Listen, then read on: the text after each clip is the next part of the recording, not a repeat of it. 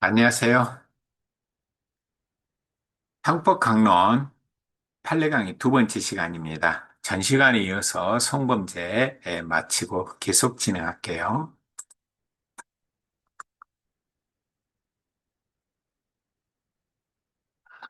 자, 7번부터 보겠습니다. 그 7번도 역시 그 암기해야 할 그런 판례죠. 성폭력처벌법상 친족관계에 의한 중강간죄입니다. 여러분, 준강간죄 그러면 아시죠? 여기. 사람의 심신상실이나 한거불능 상태를 이용하는 거예요. 강간죄는 수단이 폭행 협박이지만 준자가 들어가잖아요. 이용해야 돼요. 뭘 이용해야 돼요? 사람의 심신상실을 이용하든지 그 위의 거 한거불능 상태를 이용하든지 해서 가늠하는 거예요. 그런데 친족 간의 중간 간의 형이 굉장히 셉니다. 형법상 중강간은 3년 이상의 징역이지만, 친족 간의 중강간은 7년 이상 징역이에요. 그래서 반등 깎은다 하더라도 집행유예 나오지 않아요. 그리고 7년 이상이다 그러면 30년까지 선고할 수가 있기 때문에 굉장히 무거운 죄예요. 그럼 여기서 누가 걸렸느냐? 그러면 외삼촌이 그 조카를 경제적으로, 심리적으로 예속되어 있는 그 조카의 한거불능 상태를 이용해가지고 간음했대요. 장장 4년 동안이나. 이런 늑대 친족관계와 중간간체가 인정된 판례예요. 그래서 나오면 찍으십시오. 됐죠? 예. 자, 중간간죄는 성범죄입니다만 성범죄의 보호법이 뭐냐? 그러면 성적 자유나 성적 자기 결정권입니다. 성적 자유나 성적 자기 결정권이나 이건 뭘 보호법익으로 하느냐? 그러면 소극적 자유, 소극적 측면을 보호하는 거예요. 그래서 원치 않는 성행위를 거부하니까 소극적 측면인 거예요. 예. 자, 그리고 한거불능 상태라고 하는 것은 심신상실 이외에요. 이 개념도 나올 수 있어요.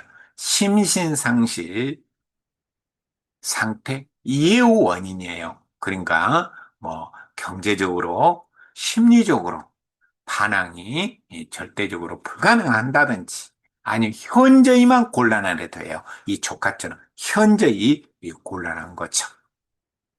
자, 이 조카는 아빠 일찍 돌아가시고 엄마는 이혼해서 나가고 얼마나 안쓰러워요. 그러면 외삼촌이 더 잘해줘야 되잖아요. 그런데 이놈이 늑대예요.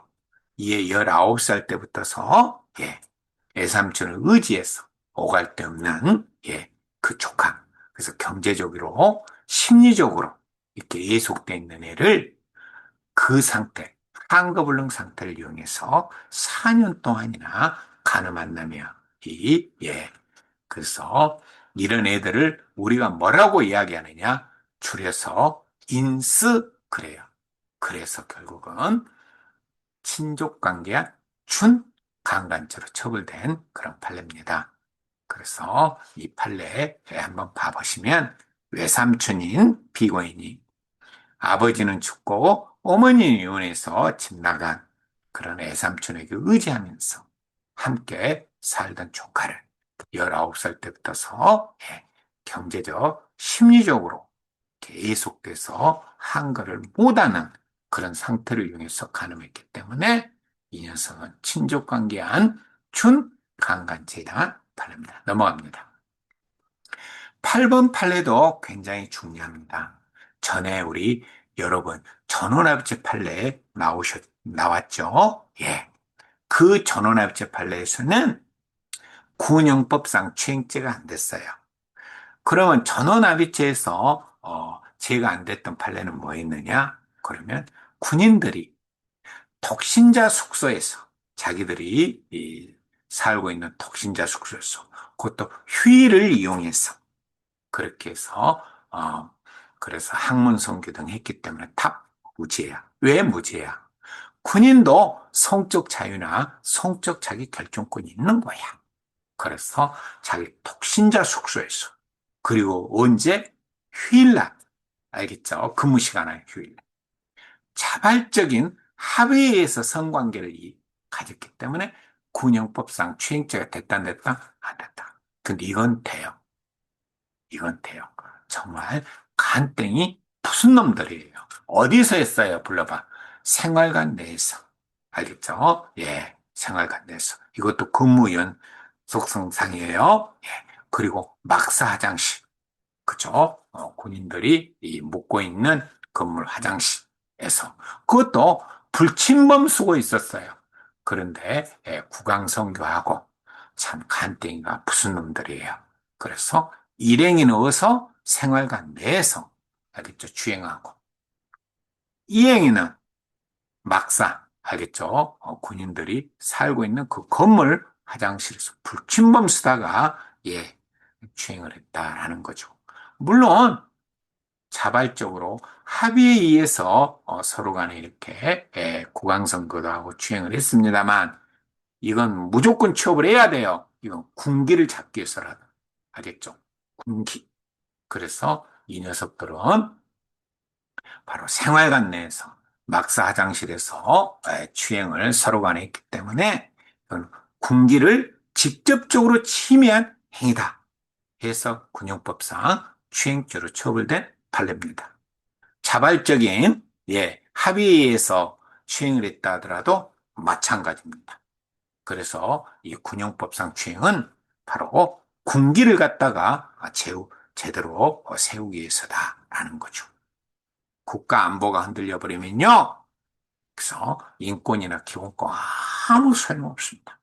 그래서 우리가 이런 경우는 처벌을 해서 알겠죠? 예. 그래서 대응을 해야 합니다. 자, 그래서 여기 대법원 판단만 여러분들이 봐주시면 돼요. 한 군데가 생활관, 한 군데가 불침범수는 그 막사 화장실 여기서 한 거죠. 자, 그래서 결국 군형법상 추행죄 반드시 구별하십시오. 예, 반드시 외워야 돼요. 그래서 독신자 숙소 그리고 휴일 그러면 무죄. 생활관 내하고 그다음에 막사 화장실 이 경우는 바로 공기침해니까 군형법상 추행죄 넘어갑니다. 자, 아홉 번째 여러분들 보겠습니다. 자, 이 피고인은요, 예, 이놈도 참 속 없는 놈이에요. 여친하고 성행위를 하면서 자기 휴대전화로 동영상 촬영했대요. 동영상은. 하면 안 되죠. 이렇게 여친한테 동의받고 하면 몰라도. 그런데, 예. 그래서 동의를 받지 않고 여친하고 성행위를 촬영한 동영상이 있어요. 그런데 이제 그 친구 두 명 절친이 있어요. 그래서 마사지숍에서 야 절친아 내가 내 여친하고 성관계 동영상을 찍었는데 너희들은 절친이니까 너희 두 명만 보여줄게 해서 그것을 재생해서 보여줬답니다. 그런데 우리가 성폭력 처벌법상 이 성촬영물을 공공연하게, 공공연하게 상영 보여주는 죄가 있어요. 그럼 여기서 공공연이라고 하는 것은 뭐냐? 애우십시오. 불특정 또는 다수인입니다. 여기서 공공연하는 거. 그리고 시청하는 것은 상영이에요. 그러면, 자, 절친 친구들이기 때문에 불특정인이 아니라 특정인이에요. 그래서 특정이죠. 두 번째, 다수인에게 시청시켜야 되는데 딱 두 명이에요. 그래서 친구 두 명은 불특정인도 아니고 다수인도 아니야. 그럼 뭐예요? 무죄입니다. 무죄. 그래서 공공연하게 상영한 것 아닙니다. 구속요건의 해당성이 없다. 답 무죄. 아주 속 없는 놈이지만 결국 무죄입니다. 자, 그리고 특수강간치상제하고 특수강간상해죄 구별해야 돼요. 비슷한 것 같지만 전혀 다른 죄예요. 예. 자, 성폭력 처벌법에 특수강간 치자 가운데 치가 들어가잖아요. 새침뜨기처럼 그런 결과적 가중범입니다. 기본 범죄는 특수강간, 그리고 중한 결과는 치상, 과실로 상해에 이르게 하는 거예요. 그런데 거기 함께 규정된 죄가 있거든요. 그건 특수강간 상해죄예요. 특수강간 이건 치가 아니라 상해죄. 그건 결합범이에요. 그러니까 특수강간 치상죄는 치가 들었기 때문에 결과적 가중범위예요. 기본범죄는 고의 플러스 중한결과는 과실. 그런데 특수강간상해죄는 기본범죄는 특수강간 플러스 상해죄잖아요. 그 결합범이라고 불러요. 결합범. 예. 그래서 이것은 과실로 상해에 이르게 한 거고 이것은 고의로 상해를 가한 거예요. 정확히 구별했어요. 그래서 함께 규정을 하고 있는 거죠. 자, 그러면 결론만 봅시다. 시간이 없기 때문에. 자, 그럼 성폭력특별법에가 두 개가 같이 규정돼 있다고 그랬어요. 그지만 이 두 개는 반드시 구별합시다. 자, 특수강간죄는 뭐예요? 특수강간죄는 2인 이상이 합동하여 2인 이상이 현장에서 강간한 거예요. 이거 윤간 그래요. 아니면 흉기 기타 위험한 물건을 휴대해서 해서 특수강간이에요. 근데 여기서는 2인 이상이 합동하여 현장에서 강간한 특수강간이에요. 됐죠? 예. 그럼 보겠습니다. 반드시 구별. 특수강간은 미수예요. 중요하지 않아요. 기본 범죄는 기수 미수 필요 없어요. 뒤에 것 갖고 기수 미수를 구별하십시오. 그래서 특수강간은 미수했는데, 자, 피해자가 과실로 상해를 입었군요. 그러면 자, 상해를 입었기 때문에 뒤에 기수범이에요. 그래서 특수강간 치상죄. 결과적 가중법 미수가 아니라 기수범입니다. 예. 뒤에 것 갖고 기수미수를 잡아요. 상해 입었잖아요. 그러면 치상죄 기수범. 그런데 특수강간 앞에 것은 기수든 미수든 중요하잖아요. 이해는 상해의 고의를 가졌네요. 그러면 상해죄로 가야 돼요. 상해의 고의를 가졌는데 상해를 가했다? 그러면 특수강간 상해죄. 근데 뒤가 미수라네요. 그럼 특수강간 상해죄 미수범이에요. 정확히 잡으셔야 돼요. 이제 여러분 이거 알아서 하세요, 이제. 정리 잘 하셔야 됩니다. 지금 전압 판례예요. 여러분, 판례에서도요, 판례에서. 전압 판례, 전원합체 판결이나 결정 나왔다 그러면 이건 시험 가르쳐 주는 거예요. 1년에 몇 건이 없거든요. 됐죠? 예. 눈이 확 트여야 돼요. 오, 나온다. 그렇게. 그래서 이걸 반드시 구별합시다. 예. 앞에는 상해를 입혔기 때문에 치상죄 기수범. 근데 여기 상해의 고의가 있기 때문에 상해죄 미수네요. 미수범. 그렇게 넘어갑시다. 자, 업무에 관한 죄예요. 자, 업무방해죄에서 암기합시다. 암기. 지금 시간 21분이 남지 않았어요. 자, 보시죠. 자, 재개발을 두고 항상 이 콩고물이 떨어진다는 이런 놈들이 있어요. 그렇죠? 그래서 피고인 이 범인은 누구냐? 재개발을 추진하는 위원장이에요. 그리고 지주협의회는 거기 지주잖아, 땅. 그래서 토지 소유자 등들이 뭉친 협의회 회장. 둘이 싸우고 있어요. 미친놈. 힘겨루기예요. 그런데 지주협의회 회장이 그러니까 거기 재개발이 되는 땅 주인들로 뭉친 협의회 회장이 현수막을 걸었어요. 그래서 우리 협의회는 이렇게 좋은 일을 한다. 이렇게 지주들한테 도움되는 쪽으로 개발하겠습니다. 하고 현수막을 걸어놨지. 그런데 추진위원회 위원장이 그 지주협의회 홍보를 해놓은 현수막을 갖다가 뭐예요? 과도로 끈을 잘라버려요. 그래서 그 현수막 효용을 해야 한 거다라는 거지. 그럼 일단 손괴죄는 되겠지요. 왜? 그 현수막에다가 홍보를 한대, 지주협의회 회장이 홍보를 하는데, 홍보를 못하게 효용을 했으니 그 플래카드를 현수막이라 하는데, 그 현수막을 효용을 했기 때문에 손괴죄는 돼. 그런데 지주협의회의 홍보 업무를 방해했느냐? 답 무죄. 그래요. 왜 그럴까요? 여러분들 업무방해죄에서 업무라고 하는 것은 뭐냐? 여기 봐보세요. 예. 계속적으로 종사하는 사무나 사업이에요. 그런데 딱 일시적으로 현수막을 걸어놨잖아요. 업무 아닙니다, 이것은. 업무라고 하려면요. 계속적, 반복적으로 행하는 사무나 사업이어야 돼. 그러니까 이 현수막을 일시적으로 딱 한 번 걸어놨다는 거지.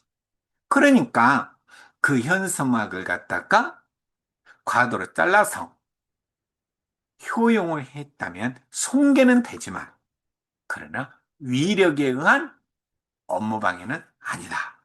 위력에 의한 업무방해는 아니다. 정확한 요소예요. 아, 선생님 알았어요. 재개발 추진위원장. 알겠죠? 지주협의회에서 홍보하려고 걸어놓은 현수막을 과도로 잘랐대요. 그럼 손괴죄는 되지만, 그래, 위력에 의한 업무방해죄는 돼야하는데 안 돼. 왜 그래? 업무방해죄 성무라고 하는 것은 계속적, 반복적으로 행해야 되는데 일시적으로 딸랑 현수막을 하나 걸어놨, 세 군데 좋은 게 세 군데. 상관없어요. 세 군데든 네 군데든 다. 일시적으로 걸어놨고 한 번 걸었기 때문에 위력에 의한 업무방해죄 아니다. 애우시기 바랍니다. 자, 피고인이 피해자가 설치한 지주협의회 회장이 설치한 현수막 3개에 끈을 잘랐던 것은 손괴죄는 된다. 그러나 위력에 의한 업무방해죄는 아니다. 됐죠? 예. 자, 이제 또 둘이 싸워요. 아파트 입주자 대표인 제가 여러 번 이야기했죠. 아파트 입주민들을 대표하는 입주자 대표회의라고. 그래서 동대표들이 모여가지고 그중에서 제일 힘 있는 사람이 바로 입주자 대표회의 회장이에요. 힘 좋습니다. 아주 돈 빼먹기도 좋고요. 됐죠? 예. 아파트 입주민들의 관리비라든지 이런 것들 총 관리한 사람이 이 회장입니다. 물론 거기에 회계 책임이 있겠죠.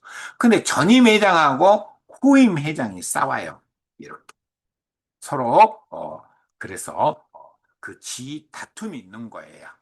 서로 아직까지는 내가 회장이다. 무슨 소리냐 뽑았으니까 내가. 그래가지고 전임 회장이 입주자 대표의 회장 거 인감도장을 안 댔대. 인감도장. 그러면 인감도장을 안 줘.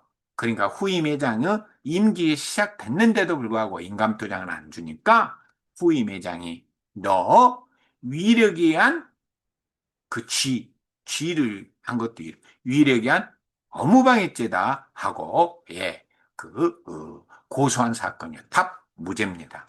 왜? 인감도장을 안 준 것은 부작이에요. 그러면 부진정 부작위범이잖아요. 부진정 부작위범. 그래서 이 부진정 부작위범이 되느냐 이 문제였는데 부작위범이 되려면 자기범에서 요구하는 그러면 자기범에서 요구하는 것은 뭐예요? 위력으로 일정한 힘을 행사해 가지고 상대방 의사를 이렇게 방해할 정도로 그잖아요. 그 세력, 자유의사를 제압할 세력을 보여서 업무 방해한 거에 준한 행위가 나와야 된다. 그래서 부작위가 자기와 같이 이 돈 가치를 가질 때 부작위범이 되거든요. 그런데 우리 대법원 판례가 야 인감도장을 건네지 않았다고 해서 자기범에서 요구하는 위력이한 업무방해가 될 수가 없다. 그래서 뭐 그 인감도장을 안 준 게 어떤 세력을 갖다가 보여서 그 자유의사를 제압할 만한 정도였느냐? 아니다라는 거죠. 답 무죄였습니다. 그래서 결국은 인감도장 없으면 그냥 다시 파도 되잖아요. 예. 원래 여러분들 법인이라든지 이런데 입주자 대표의 회의 이 회장이라든지 도장 여러 개가 여러분들 있을 수 있습니다. 예. 그래서 그 도장 하나 반환 안 했다 해서 인도를 거절했다 해서 위력 위반 업무방해가 아니다. 자, 그러면 아까 추진위원장의 경우에는 위력이 한 업무, 그러니까 지주협의회 업무가 아니니까 제가 안 된다. 이거는 위력이 아니다라고 봤어요. 인감도장 하나 거절한 것이 무슨 자유의사를 제압할 만한 그런 위력이냐? 아니야. 답 무죄예요. 자, 그 다음에 이제,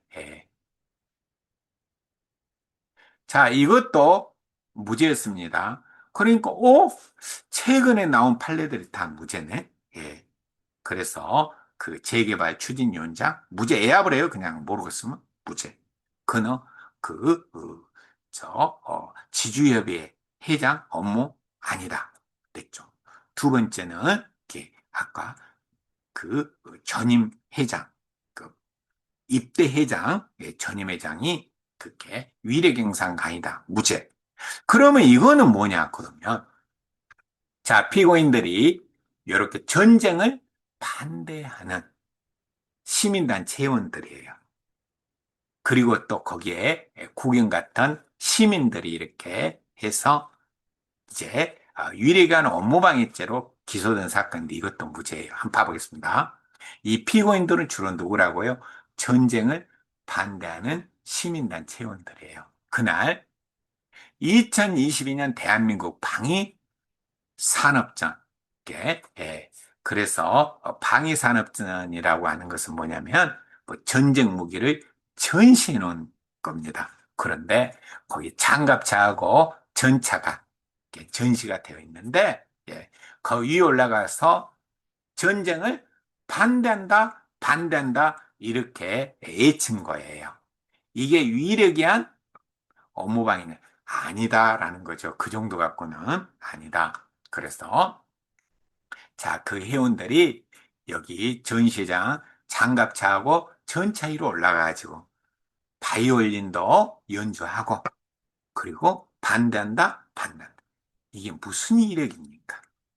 뭐 자유의사를 갖다가 그렇게 억압할 정도로 그런 이력 행사가 있습니까? 아니다. 세력을 보여준 게 없다라고 하는 거죠. 오히려 자, 오히려 뭐라고 그랬습니까? 자, 대법원에서는 야, 피고인들이 전쟁을 반대하는 표현행위를 한 것은 이거 공적 관심사다. 알겠죠? 우리 누구 시민들이라든지 이런 것들은 다 관심사항이다. 그걸 표현한 것인데 무슨 위력이냐? 일행사가 탑 무죄. 그래서 거기 전시회장에서 바이올린 연주하고 구 애친 것만 가지고는 위력 행사 아니다. 오히려 이것은 시민들이 또 국민들이 알아야 할 공적 관심사 답 무죄 외우셔야 됩니다. 자, 이제 경매입찰 방해죄입니다.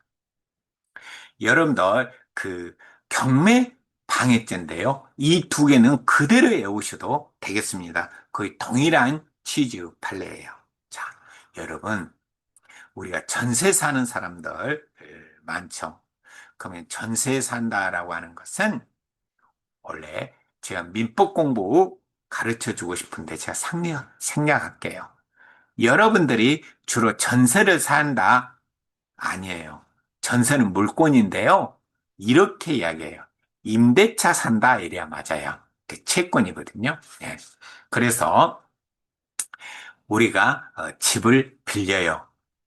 그럼 빌려준 사람은 임대인, 그리고 거기 세입자를 우리가 임차인 그래요. 임차인.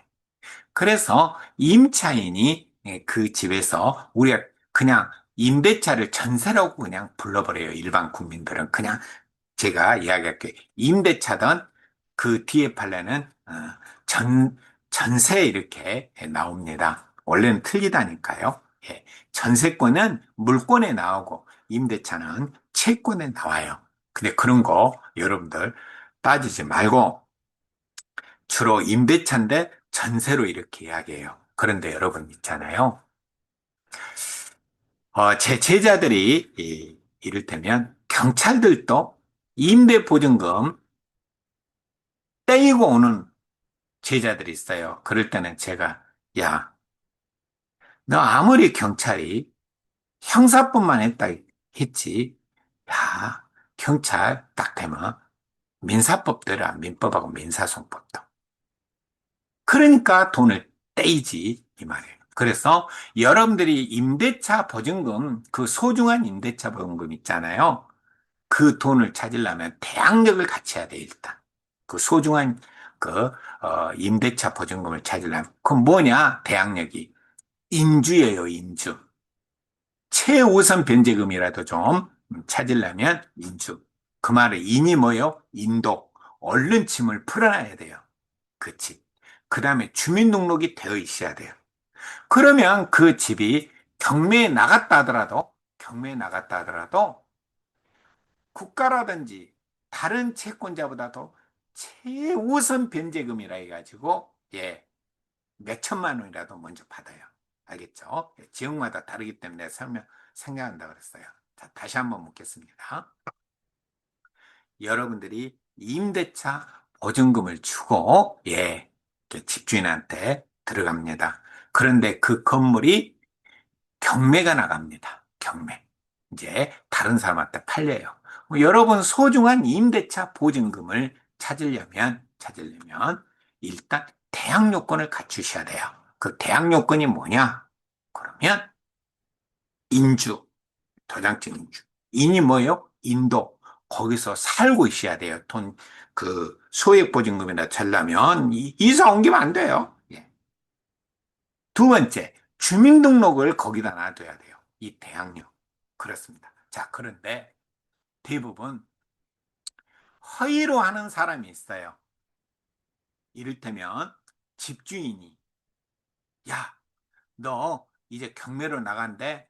얼마라도 너 찾아가게 해줄게 해서 허위로 우리 임대차 계약서 쓰자. 그래서 그거는 반띵하자. 이렇게 허위로 해가지고 허위로 임대차 계약을 작성을 합니다. 계약. 그래가지고 거기다가 어떻게 해요? 짐도 풀어놓게 하고 그리고 주민등록도 딱 옮겨놔요. 그러면 이거 허위잖아요. 허위. 그래서 허위 계약서 쓰고 그리고 짐도 놔두고 주민등록도 하고 그리고 나서 이제 법원에다가 뭐 해야 돼요? 권리신고해야 됩니다. 그 권리신고라는 것은 뭐예요? 내가 이 집에 새 살고 있고 보증금 이렇게 얼마 넣어놓은 사람이에요. 이렇게. 그래서 만약에 경매가 된다면 그 경매대금에서 내 2천만 원 냈다. 그러면 배당해 주세요. 우선 받게 해주세요. 이렇게 권리신고하고 배당 요구를 하는 거예요. 자, 어렵죠? 자, 어렵다면 두 개.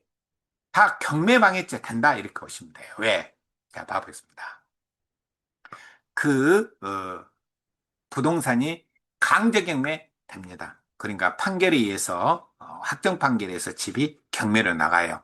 집주인이 돈을 못 갚아서 그 확정 판결에 의해서 쫓겨난다 그럼 강제 경매예요. 그럼 그 경매가 되면 새로운 사람이 이걸 사는 거예요. 그런데 그 세입자가 임대보증금 2천만 원을 갖다가 거기 지급하고 빌라를 임차했다고 허위로 허위예요. 이게 허위만 보면 돼요.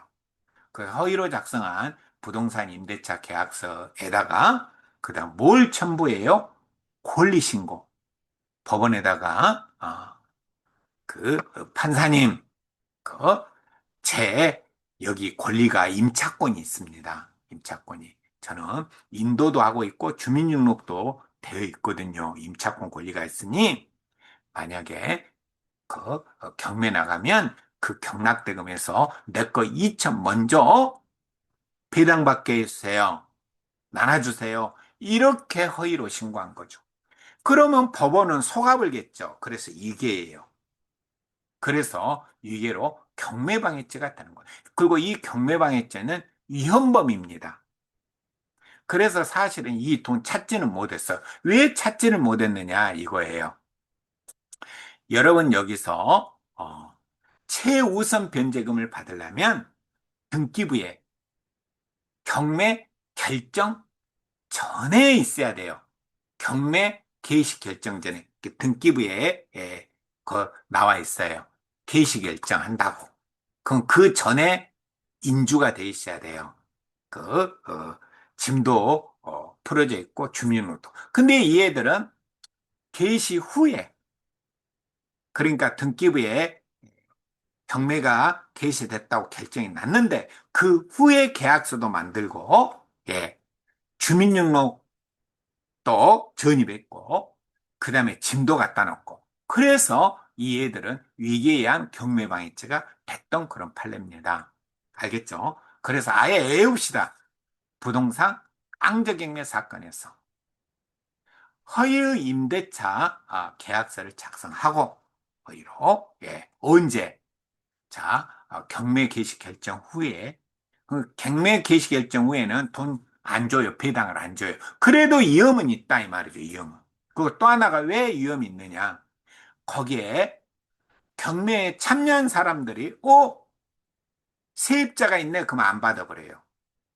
알겠죠? 예. 그걸 방해한 거죠.